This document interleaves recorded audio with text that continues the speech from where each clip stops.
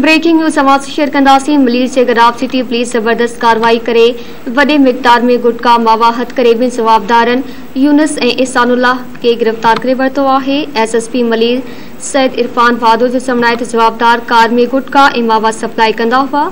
Police कुछ इतलात कार्रवाई करे 33 थैलन मां 410 किलोग्राम गुटखा मावा 120 पैकेट सैफिना ए 550 पैकेट आदाब गुटखा हथ करे वरता आहिन। SSP मलीर जो चवण आहे त जवाबदारन खिलाफ केस दाख़िल करे वधीक जांच शुरू करे छॾी आहे। वधीक तफ़सील मालूम कंदासीं मलीर मां सज्जाद छजड़ो खां। जी सज्जाद आगाह कजो।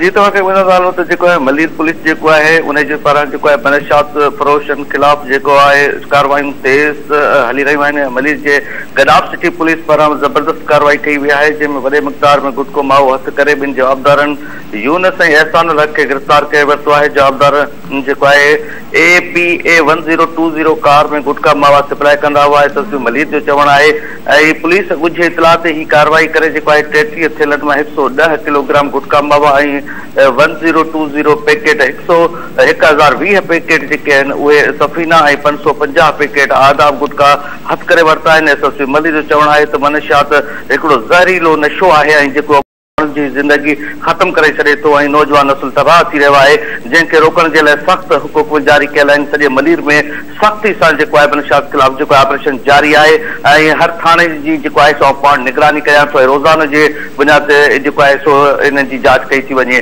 जवाबदार खिलाफ़ जे गिरफ़्तार जवाबदार आहिनि उन्हनि ॿिन्ही जवाबदारनि खिलाफ़ केस दाख़िल करे वियो आहे ऐं जेको आहे सो जांच पुलिस वाले कया विया आहिनि। जी महिरबानी सज्जाद तफ़सील ॾियण जे लाइ।